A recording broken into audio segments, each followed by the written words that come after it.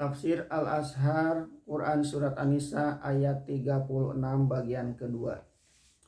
Banyaklah macam syirik yang garis besarnya sudah dapat kita rumuskan, yaitu apabila ada sedikit saja kepercayaan kita bahwa ada sesuatu selain Allah yang mempunyai pula kekuasaan, membawa mudarat dan manfaat, memberi keuntungan dan kerugian, mendatangkan rezeki dan memiskinkan, sehingga kita puja, sembah dan hormati dia dengan cara yang tidak masuk akal. Syirik itu namanya. Insya Allah pada ayat-ayat yang lain akan ada kesempatan lagi untuk kita mengetahui hal syirik itu. Kadang-kadang mulut sendiri tidaklah mengatakan bahwa dia mempertuhan yang lain, tetapi dalam kenyataan yang lain itu memang dipertuhankan. Ketika Adi bin Hatim, seorang pemuka Nasrani, masuk Islam, Rasulullah SAW menerangkan isi ayat bahwa orang yang keturunan kitab Yahudi dan Nasrani mengambil pendeta mereka jadi Tuhan selain Allah. Adi bin Hatim mengatakan bahwa menurut pengalamannya sebagai bekas pemeluk Nasrani, orang Nasrani tidaklah ada yang menuhankan pendetanya. Tetapi Rasulullah bertanya, bukankah mereka telah menganggap segala keputusan yang dikeluarkan oleh pendeta sama kuatnya dengan keputusan Allah sendiri? Salah atau benar wajib ditaati. Adi bin Hatim mengaku, memanglah demikian kenyataannya. Itu pun syirik, kata Nabi SAW. Maka untuk dasar kehidupan menjadi umat Islam yang hidup dan bersemangat, teguhkanlah ibadah kepada Allah yang satu, dan jangan sekali-kali diperserikatkan yang lain dengan dia. Ibadah atau tauhid menyingkirkan segala sesuatu kemusyrikan atau yang membawa kepada syirik adalah hubungan langsung dengan Allah. Kalau hubungan ini telah disadari dan diringankan, terasa segala peraturan yang diturunkan Allah, tidak akan ada lagi pokrol-pokrolan atau helah mencari jalan keluar yang selalu terjadi dalam masyarakat Islam yang kesadaran hubungannya dengan Allah telah mulai hilang atau samar. Setelah demikian teguh pertalian ke atas ke Allah, lanjutkanlah pertalian yang murni ke bawah, yaitu kepada sesama manusia, dimulai dari yang lebih dekat. Tibalah lanjutan ayat, dan dengan kedua ibu bapa hendaklah berlaku baik, berlaku hormat dan hikmat, cinta dan kasih. Inilah yang kedua sesudah taat kepada Allah, sebab dengan perantaraan kedua beliaulah Allah telah memberimu hikmat yang besar, yaitu hidup di dalam dunia ini. Dengan adanya ibu bapa, engkau merasakan bahwa engkau mempunyai urat tunggang dalam kehidupan ini. Allah pun telah menakdirkan dan telah meniupkan rasa kasih sayang di dalam hati kedua ibu bapa kepada dirimu sejak matamu terbuka melihat dunia. Apabila engkau telah dianugerahi pula anak oleh Allah, barulah akan engkau ketahui benar betapa kasih ibu bapa kepadamu. Jasa mereka tidaklah akan dapat dibayar dengan uang, walaupun berapa banyaknya. Budi tidak dapat diganti dengan harta. Ganti budi hanyalah budi pula. Dikala engkau kecil, tenaga mereka telah habis buat memelihara engkau dan mengasuh. Lalat seekor pun diusirnya jika mendekat hendak menggigit kulitmu.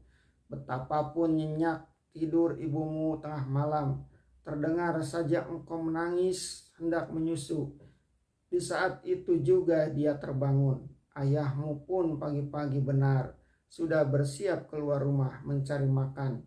Ada orang makan gaji berpuluh tahun, menahankan derita kepayahan kerja, menahankan hamun maki sang majikan, takut akan berhenti sebab makan minummu amat bergantung kepada usaha dan pekerjaan itu. maka betapalah akan terbut hati mereka di hari tua. Yang mengasuh anak tidak menerima upah kalau mereka merasakan betapa khidmat anak-anak mereka kepada mereka. Mereka akan merasa bangga dengan adanya Engkau, bahkan kadang-kadang memuji nama Engkau dan menjunjung Engkau apabila mereka duduk bersama teman-temannya adalah kesukaan terakhir di hari tua. Mohonkanlah usia ibu bapamu panjang supaya mereka merasai khidmat-Mu kepada mereka.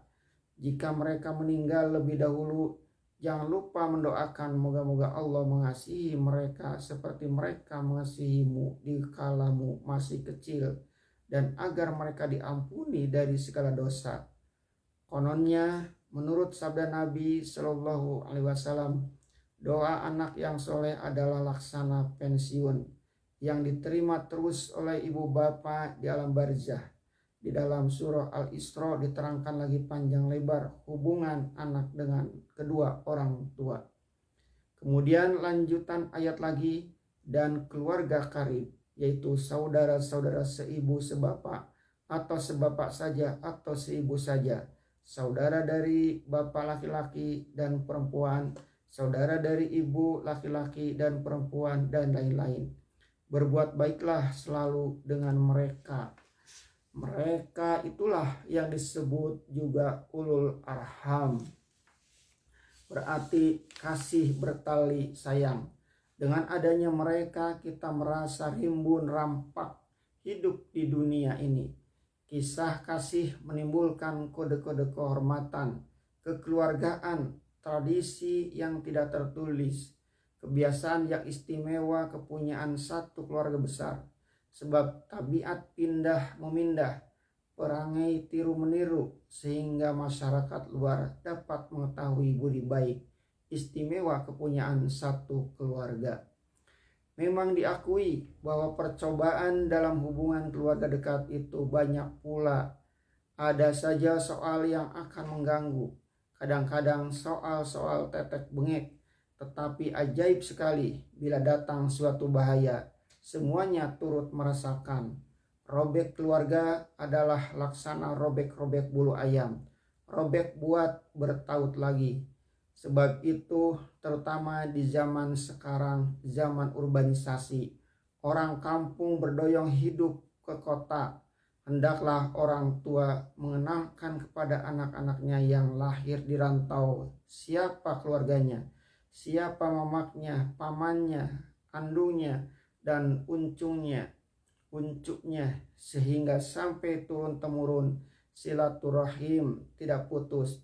Jangan sampai terlepas kehidupan itu dari ikatan Islam, yaitu pertautan keluarga. Jangan dipengaruhi oleh hidup zaman modern yang nafsi-nafsi, sehingga ada yang merasa takut didatangi keluarga. Dan anak-anak yatim dan orang-orang miskin. Di ayat-ayat yang telah lalu sudah banyak dibicarakan yang khusus anak yatim. Jangan sampai harta bendanya termakan.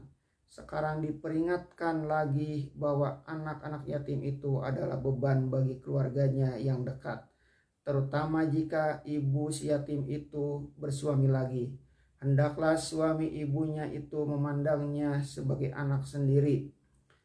Bukankah di dalam ayat-ayat menentukan mahram sudah dikatakan bahwa anak tiri atau anak tepatan itu haram pula dinikahi jika dia perempuan, sebab dia sudah laksana anak sendiri.